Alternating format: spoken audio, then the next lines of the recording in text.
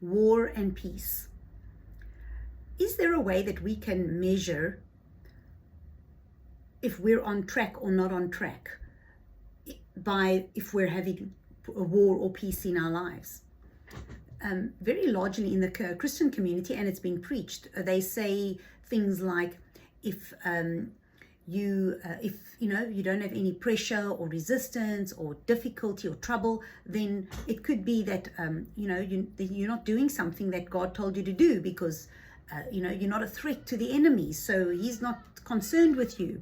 And then they say, if you've got a lot of trouble, you must be doing something right, because you are upsetting the devil and he is obviously not happy with you. And we hear things like that, but that's not actually true statements. In fact, I would say peace and war in our lives are not a measure of whether we are or are not in the will of God.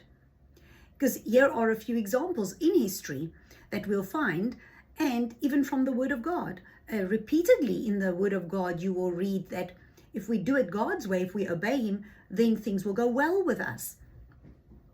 Why should it not go well with us if we do it God's way? Why would we want to do it His way if that was the promise?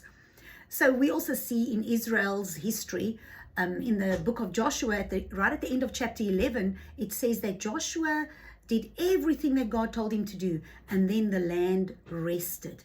There was peace because of obedience. In the time of Solomon was the same thing. In the years that he was seeking God and wanting God's will for his life more than riches, there was peace in the land. So there you have another example of that.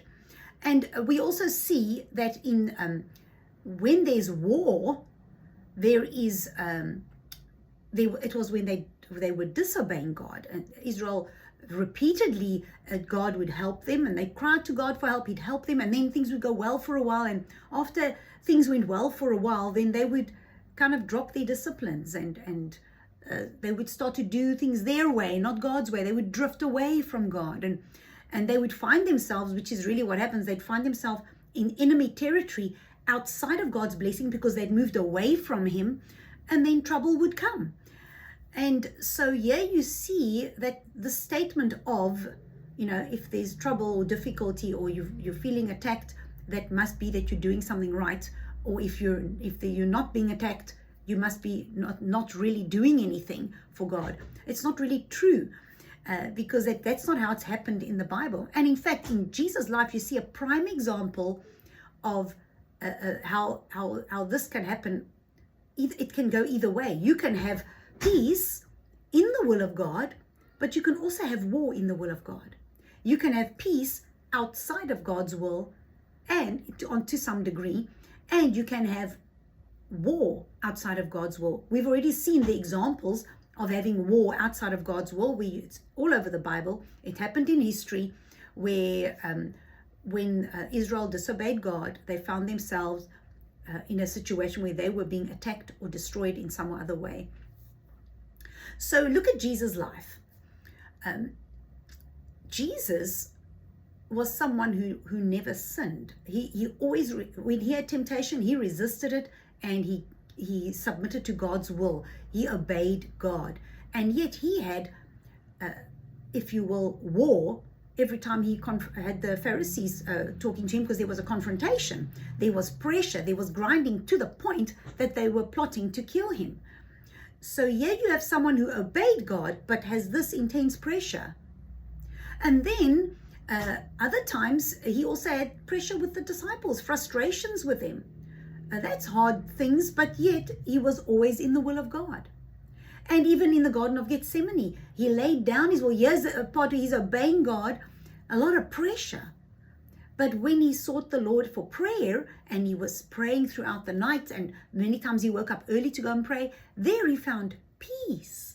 And God always protected him, even though he had difficulty. So you see, peace and war can be in or out of the will of God. We've also seen how peace was in the will of God with Joshua and Solomon. And in history, we see that in the history of Israel.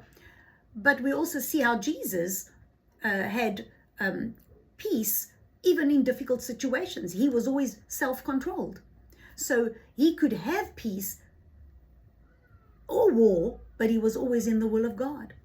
So the point that I'm making here today is that whether I have peace or war in my life, that is not a measure of whether or not I'm in God's will, because it can happen in or out of God's will. Even people that don't know God, they also have a measure of peace. Might not have the same kind of peace, because it won't be the same peace, but people who do good generally are they have a good measure of peace in their lives.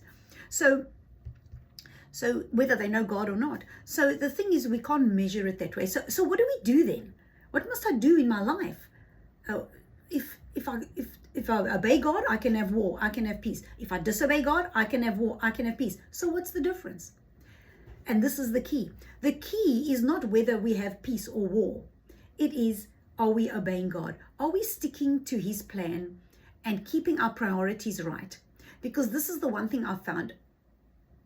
When I focus my life and I prioritize the things of God and His will for my life, His plan, His purpose for me, and I prioritize doing what He said is right to do, not what I think is right to do.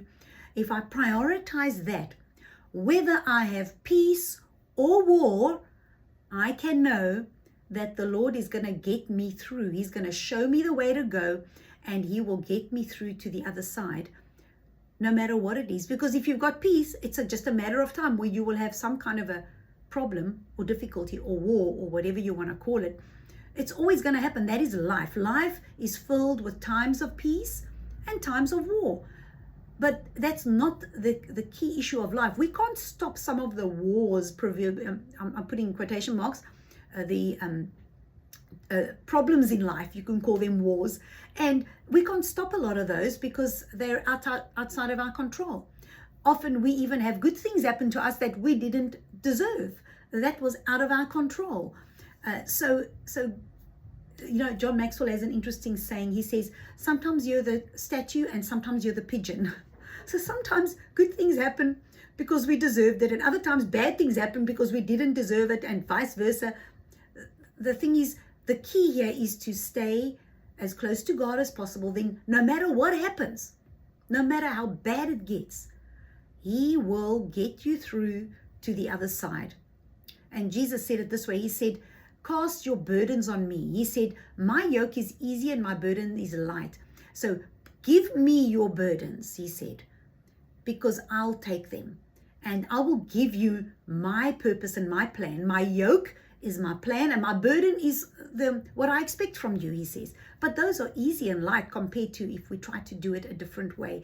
So that's my encouragement today is more importantly than wondering or trying to control maybe the peace and the war. Control what you can control, and you can control how you do life's journey, how you go through those periods of peace and war, and stick close to God, stick close to the Lord, and He will guide you through and get you to the other side. And that is the key of peace and war.